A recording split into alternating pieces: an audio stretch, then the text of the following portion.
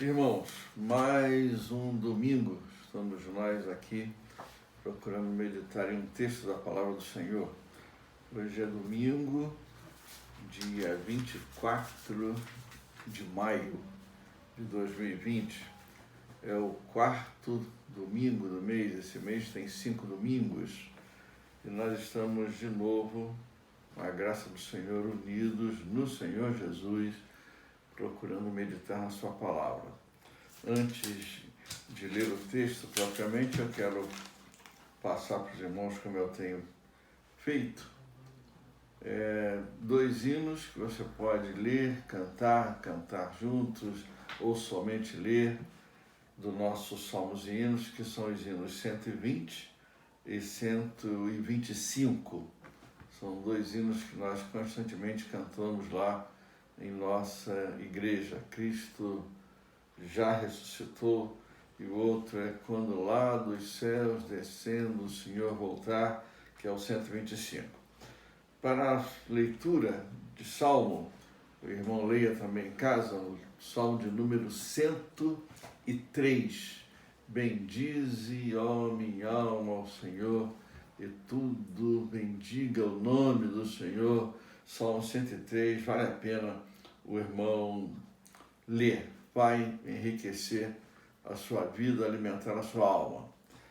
Mas, o versículo da semana, esse eu quero ler, o livro dos Salmos, o livro de Isaías, aliás, o irmão conhece, o versículo, Isaías 64, versículo de número 4, e nós estamos precisando muito que essa verdade continue, como Deus sempre faz, acontecendo na nossa vida nesses tempos que nós estamos vivendo. Isaías 64, 4 diz assim: porque desde a antiguidade não se ouviu, nem com ouvidos se percebeu, nem com os olhos se viu, Deus além de ti, que trabalha para aquele que nele espera.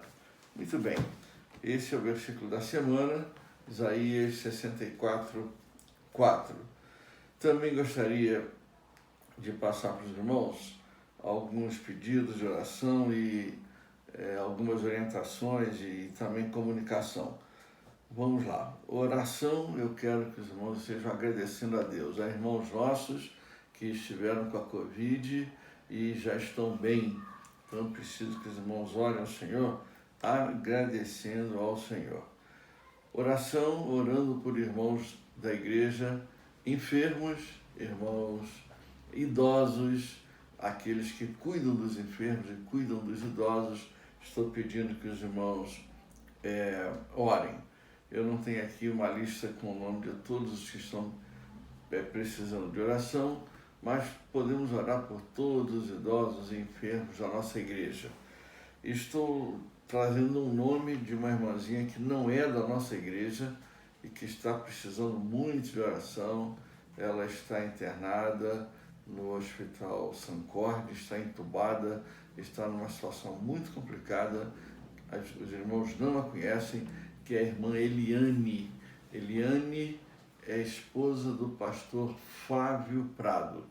Pastor Flávio, eu conheço desde adolescente, a Eliane também eu conheço desde novinha, e nós estamos pedindo que os irmãos estejam orando pela Eliane. Ontem ela não estava bem, hoje eu não tenho notícias ainda, mas ontem a Eliane não estava bem, e estou pedindo que os irmãos orem por ela, orem pelo pastor Flávio, pelos filhos.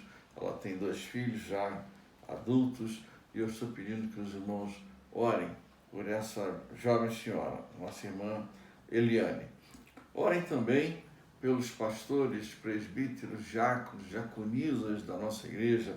Orem pela diretoria da igreja. Nós mesmo não estando reunidos na igreja, a gente conversa por telefone, fala por telefone, algumas decisões têm que ser tomadas, e eu estou pedindo que os irmãos orem por nós, pastores, presbíteros, diáconos, diaconisas, para que as decisões que nós temos que tomar sejam tomadas com sabedoria. Orem também uns pelos outros. Devemos estar orando também pelos irmãos da nossa igreja, até mesmo de outras igrejas, para que Deus esteja abençoando, orando uns pelos outros.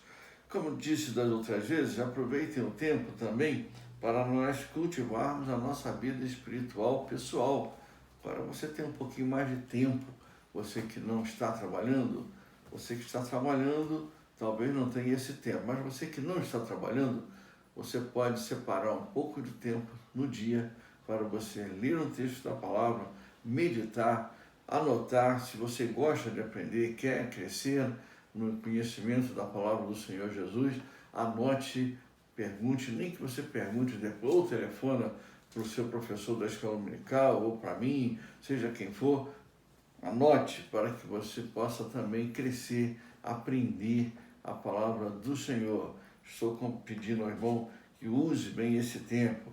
Também é o momento de nós fazermos os nossos cultos domésticos, famílias reunidas em torno da palavra. Façam o culto doméstico. O que mais que eu posso dizer? Comuniquem-se durante a semana, telefone, WhatsApp, seja lá como for, grupo de oração, todos esses meios de comunicação que nós temos hoje, que Deus nos permite, façam isso, comuniquem-se durante a semana uns com os outros.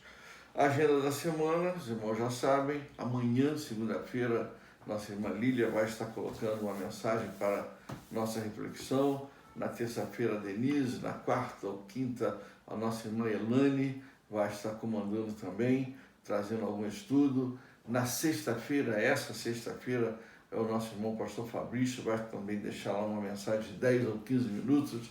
Ontem, ou melhor, antes de ontem, sexta-feira, foi o nosso irmão Elmo trazendo uma meditação no livro dos Salmos, e eu estou então passando para os irmãos a agenda da semana. Quanto aos nossos dízimos, nossas ofertas de missões, quanto à colheita, nós temos dito aos irmãos, os irmãos que podem depositar em banco ou fazer transferência bancária, façam e comuniquem ao presbítero Sérgio qual foi o dia, qual foi o valor, seu nome e tal, ele vai anotar. Ou se você pode, domingo de 9 ao meio-dia, o presbítero Sérgio costuma estar lá na igreja e você poderá deixar com ele, entregar a ele, que ele vai também receber, fazer a sua anotação. Se por acaso acontecer que você chegar lá e ele já tiver saído ou não estiver, o irmão Geraldo vai receber e vai passar para ele, porque ele vai lá durante a semana também e poderá fazer toda essa anotação. Sobre a colheita, nós também estamos trabalhando em cima dela. O Diácono Domingos, ele já fez a relação, o presbítero Sérgio já vai comprar material e ele vai nesse próximo fim de semana preparar para no outro domingo, então, ele poder entregar. Dito isso, convido os irmãos para que abram suas Bíblias no livro de Eclesiastes, capítulo de número 9. Uma reflexão no capítulo 9 de Eclesiastes, apenas 2 versículos, os versículos 11 e 12. Eclesiastes 11, ou melhor, Eclesiastes 9, versículos 11 e 12, que diz assim: vi ainda debaixo do sol, que não é dos ligeiros o prêmio, nem dos valentes a vitória, nem tampouco dos sábios o pão, nem ainda dos prudentes a riqueza, nem dos inteligentes o favor. Porém, tudo depende do tempo e do acaso, pois o homem não sabe a sua hora.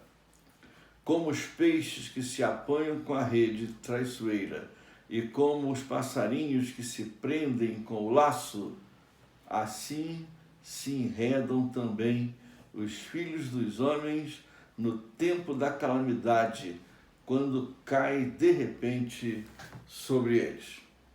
Muito bem. Vamos procurar entender. Uma reflexão que nos leva a pensar no livro de Eclesiastes como um todo. O livro de Eclesiastes, esse livro, ele tem 2 expressões que aparecem as duas 32 vezes no livro. O livro só tem 12 capítulos e essas expressões aparecem durante 32 vezes no livro de Eclesiastes. Há versículo em que aparece 2 vezes no mesmo versículo. É a expressão debaixo do sol ou debaixo do céu. O que isso significa? Salomão está fazendo uma análise da vida humana debaixo do sol, ou seja, só com os recursos da terra, só com os recursos humanos, sem nenhuma interferência divina. Observe que nesses 2 versículos, em nenhum momento se fala em Deus, se fala em amor, se fala em fé, só se fala naquelas coisas que o homem pode adquirir por si só. A vitória não é dos valentes, o prêmio não é dos que correm mais, isso está aí no versículo 11, também não é dos prudentes a riqueza e tal, quer dizer, só coisas terrestres. E Salomão está fazendo uma análise mostrando que debaixo do sol, nenhum de nós tem condição de viver plenamente feliz do jeito que nós queremos. E aí eu destaco aqui 3 coisas para os irmãos. Já disse que só os nossos recursos humanos são incapazes de nos satisfazer. E 3 coisas, então, eu digo para os irmãos. Uma delas é que é exatamente isso. O homem, o ser humano, sozinho, ele não consegue alcançar o que quer. Se depender só da nossa inteligência, só da nossa ciência, só dos nossos recursos, só da nossa força física e mental, só da nossa iniciativa, a gente não consegue alcançar. E ele deixa claro aí no versículo 11 que existe algo mais forte do que nós. Isso aí no finalzinho do versículo 11 diz que nós somos alcançados pelo acaso. De repente, o acaso, você faz o melhor dos planejamentos e o acaso te pega. O acaso nos pega cada um de nós. Nós não temos condição de determinar o tempo, de dirigir o tempo. Essas coisas acontecem independentemente da nossa vontade. Nós somos vítimas do inesperado. De repente, as coisas acontecem. Isso é o homem vivendo na Terra, como a humanidade tem vivido, cada um fazendo seus negócios, cada um empreendendo, e é bom empreender. A questão é outra, o problema não é, o mal não é empreender, o mal é que nós estamos fazendo tudo isso sozinhos. Dependemos de nós, da nossa ciência, da nossa inteligência e tal. Não podemos determinar o nosso futuro. Nós não sabemos do nosso futuro. Tiago vai dizer que nós não podemos dizer amanhã eu irei. Tiago vai dizer lá no capítulo 4, nos versículos 13, 14 e 15. Eu devo dizer, se o Senhor permitir, amanhã eu irei ou farei, mas eu, sozinho, por mim mesmo, não tenho condição de dizer isso. Amanhã eu vou fazer. Também não podemos determinar o nosso tempo. O tempo da nossa existência, o tempo da nossa vida, nós não sabemos qual é o tempo da nossa vida. Por mais inteligentes, por mais cultos, por mais que nós saibamos fazer coisas, por mais que nós tenhamos condição de promover o que queremos, nós não conseguimos determinar o tempo da nossa existência. Mais adiante eu vou citar um versículo sobre isso. Então, primeira coisa para a gente pensar, sozinhos, nossa força, tudo que nós conseguimos fabricar, produzir, criar, nós somos incapazes, porque há algo que vai além da nossa capacidade, o acaso, o de repente. Essa expressão vai aparecer. Uma segunda coisa para a gente pensar é essa que aparece logo no versículo 12, no início, é uma frase pequena, está escrito assim, pois o homem não sabe a sua hora. Está ligado à primeira coisa que eu falei. Se lá a minha inteligência, a minha ciência não me permite satisfazer a mim mesmo, aqui fica mais claro ainda, o homem não sabe a sua hora, ninguém sabe. E é uma coisa muito interessante, a Bíblia é um livro muito interessante, isso foi dito, foi falado por Salomão há aproximadamente uns 3.000 anos atrás, pouco mais, pouco menos e tal. E mesmo quem não crê na palavra, mesmo quem não crê na Bíblia, não tem condição de negar essa verdade bíblica. O homem não sabe o seu tempo, o homem não sabe a sua hora, o homem não sabe até quando vai viver. Está na Bíblia, isso está na Bíblia. Isso foi dito por Salomão há milhares de anos atrás. Continua de pé. Com tudo que nós aprendemos de lá para cá, continuamos sem saber. Então, esse fato de nós não sabermos a nossa hora, nos faz também pensar. É Salomão dizendo, olha, debaixo do sol, só com o que a gente consegue, a gente não vai chegar lá. O único que sabe realmente a nossa hora, eu disse que falaria de novo disso, o versículo, está no Salmo 139, o versículo de número 16, que os irmãos conhecem.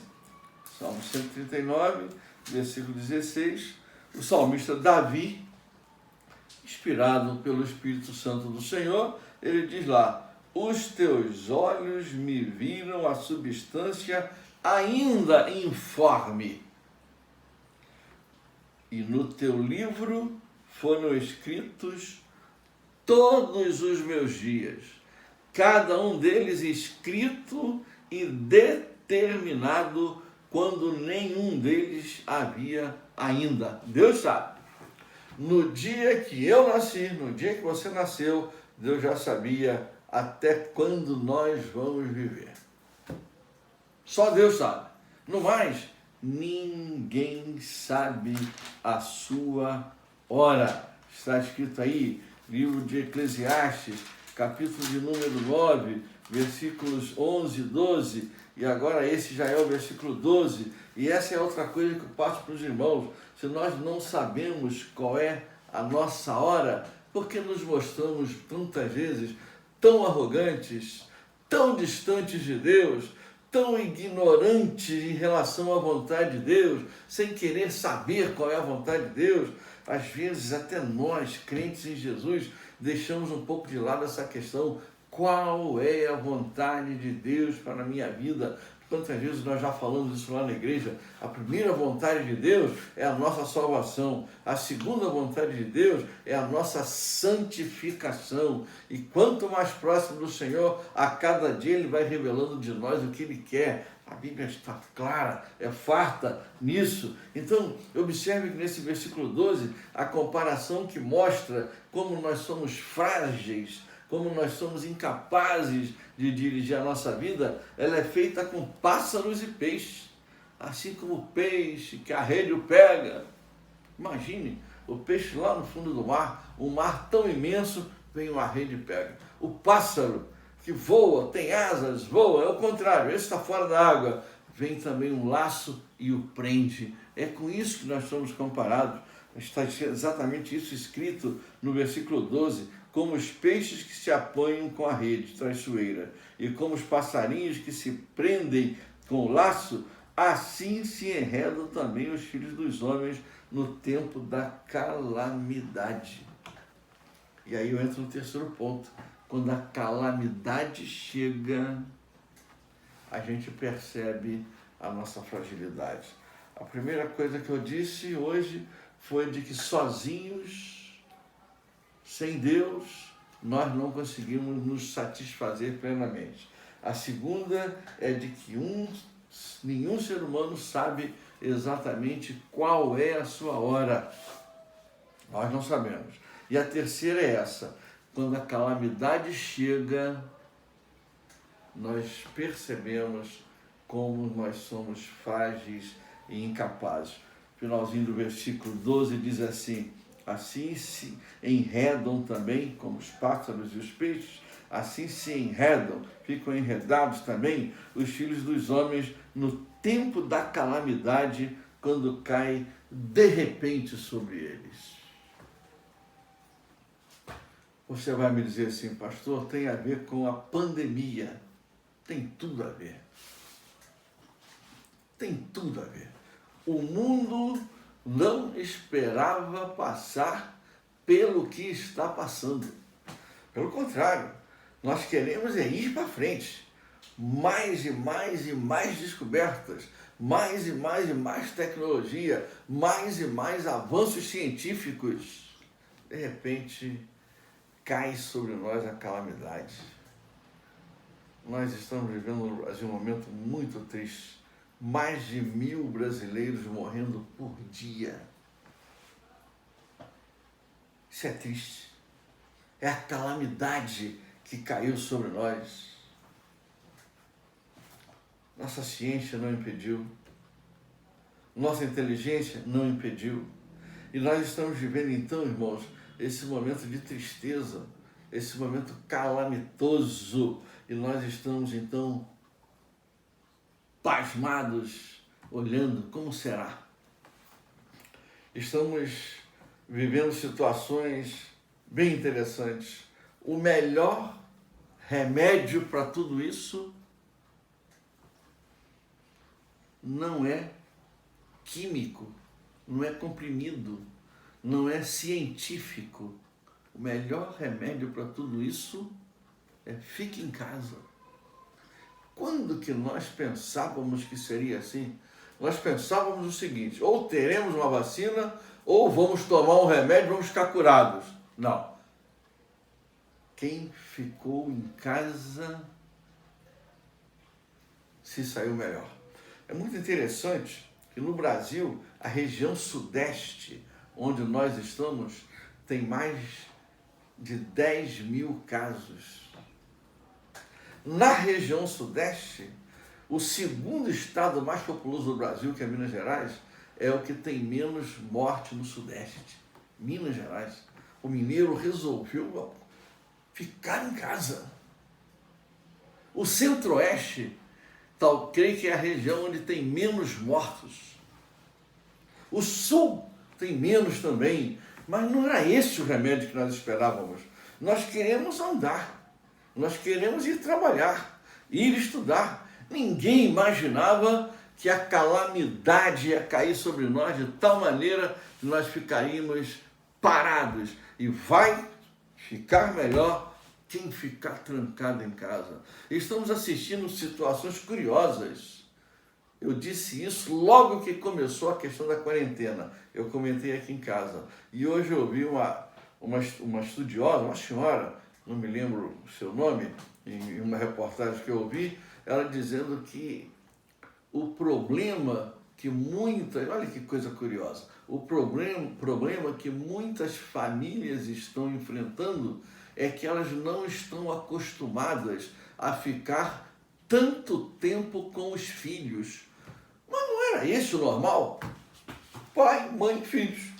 Pai, mãe, filho. Não, nós criamos uma sociedade que chamamos de moderna, tecnológica, científica e cheia de conforto, que nos fez desaprender de como pai, mãe e filhos convivem. E isso está sendo uma tragédia mundo afora. A quantidade de divórcios aumentou. A quantidade de mulheres que estão apanhando aumentou.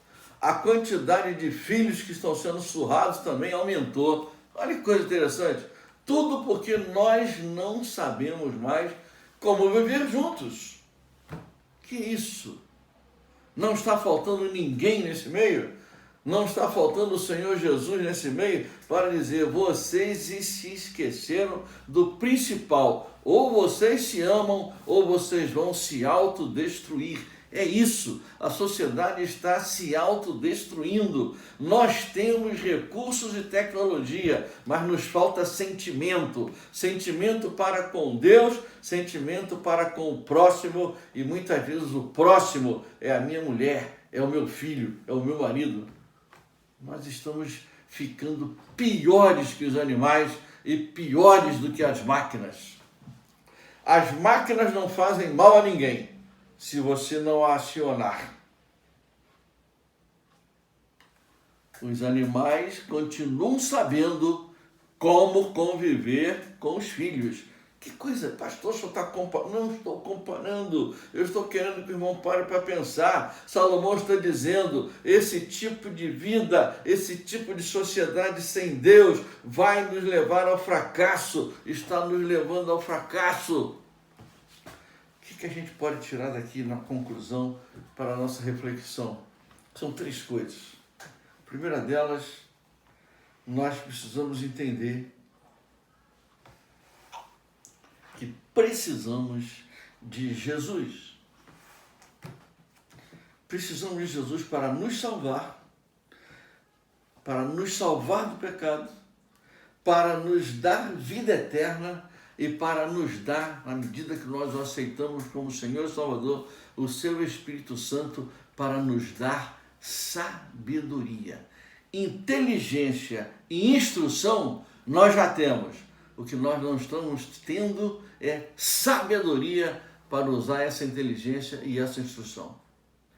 O mundo é instruído, tirando muitos lugares que ainda não são, tipo rincões do Brasil, interior do Brasil, e tipo África, que é sempre explorada, e tantos lugares. O mundo tem instrução.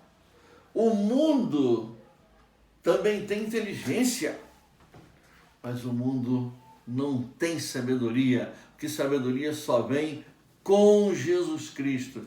Quando Jesus entra, esses problemas se acabam. Você pode ter o maior dos problemas, você vai ter uma reação diferente de quem não tem Jesus. Então, o que a gente aprende daqui? A primeira delas é essa: a humanidade precisa de Jesus Cristo. A segunda coisa que a gente aprende é que todos precisamos da palavra de Deus, a Bíblia, para aprendermos a viver como Deus quer e fazermos somente a sua vontade. É uma extensão da primeira questão. Eu tenho Jesus, eu amo a palavra, eu vivo pela palavra. Não é o caso aqui que o tempo não dá. A palavra nos ensina tudo. Coisas que nós, inclusive, discordamos. Pastor Leônidas sempre cita isso. Por exemplo, Jesus ensina como lidar com o inimigo. Jesus diz assim: perdoa ele. Não é isso que a nossa sociedade faz. Não é isso que nós, humanamente, sem Cristo, debaixo do sol, debaixo do céu, como diz Salomão 32 vezes em Eclesiastes, debaixo do sol, nessa sociedade ímpia, sem Deus que nós temos, nós queremos fuzilar o inimigo. Eu já contei para vocês, e repito aqui, foi perguntado, esses dias eu vi um nome, que não era o que eu pensava, não. Se o teu inimigo estivesse afogando, ele tem um negócio concorrendo com o teu. Se o teu inimigo estiver concorrendo com o teu e ele estivesse afogando, o que você faz? E o outro falou: pega uma mangueira e coloca na boca. Acaba de matar. Esse é o mundo. Aí Jesus nos ensina tudo, lidar com o concorrente, lidar com o inimigo. Então, segunda coisa, todos precisamos da palavra de Deus, a Bíblia, para aprendermos a viver como Deus quer e para aprendermos a fazer somente a sua vontade. A vontade de Deus precisa prevalecer na nossa vida. Enquanto for a nossa vontade, nós vamos afundar. O mundo está afundando, caminhando a passos largos, na porta larga que Jesus falou, porque o mundo quer fazer a sua vontade. Ignora-se a existência do Senhor. Terceiro e último. O que nós refletimos aqui, desse debaixo do sol de Salomão? Que todos os desejos essenciais da vida, Deus dá, Deus concede àqueles que o amam e lhe obedecem. Essa é a experiência do cristão. Essa é a experiência do cristão. Todos os grandes desejos essenciais da vida. Por que eu digo essencial? Porque muitas vezes nós temos desejos que são banais, que são meramente para a nossa vaidade. Isso não quer dizer ignorar a beleza do mundo e as coisas gostosas do mundo, não. No próprio livro de Eclesiastes, Salomão vai dizer, coisa boa é comer bem, é viver bem. É verdade, mas eu não posso ignorar Deus. Então a terceira coisa para aprender é essa, é que todos os desejos essenciais da vida, o Senhor Deus dá àqueles que o amam e lhe obedecem a sua palavra. Eu termino com um versículo que os irmãos conhecem tão bem, de tantas vezes que todos nós falamos, né? Que é Mateus capítulo 6, versículo 33, que vai exatamente confirmar isso que eu estou dizendo, né? Buscai, pois, em primeiro lugar o seu reino e a sua justiça, e todas estas coisas vos serão acrescentadas. Essas coisas estão aí escritas a partir do versículo 25 de Mateus 6. São as coisas essenciais da vida e muitas outras mais que Deus nos dá. O apóstolo Paulo vai dizer isso. Deus é poderoso para fazer infinitamente mais do que tudo que pedimos ou pensamos, conforme o seu poder que opera em nós.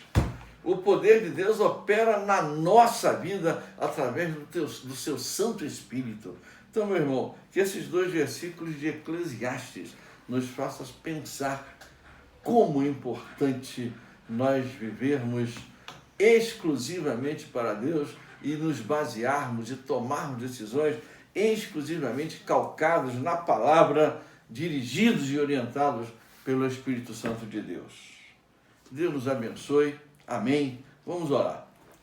Ó Senhor, para a honra, para a glória do Teu nome, tivemos a oportunidade que Tu nos deste de meditar um pouco mais na Tua palavra. Pedimos que Tu nos ajudes a entender bem e a viver por ela. Vivermos de tal maneira que o mundo perceba que há uma diferença na nossa vida e de que o mundo queira também este Jesus que nós aceitamos e para quem nós vivemos. Senhor Deus, quanto mais nós queremos viver a nossa vontade, menos o mundo verá Jesus Cristo em nós. Então ajude-nos a viver como Jesus quer, baseados na sua palavra, dirigidos pelo seu Espírito, e que o mundo também o aceite como Senhor e como Salvador da sua vida. Tem misericórdia de nós, abençoe idosos, enfermos, os que cuidam deles, abençoe, nosso Deus, médicos, cientistas, enfermeiros, maqueiros, aqueles que trabalham nos serviços gerais dos hospitais, Senhor Deus, que é um trabalho muito perigoso. Abençoe, nosso Deus, as auxiliares de enfermagem, os auxiliares, abençoe todos, abençoe os políticos, Senhor. Eles estão desorientados, continuam arrogantes, continuam vaidosos e continuam pensando mais em si do que no povo. Tem misericórdia de nós. Eu oro em nome de Jesus com o perdão dos meus pecados. Amém.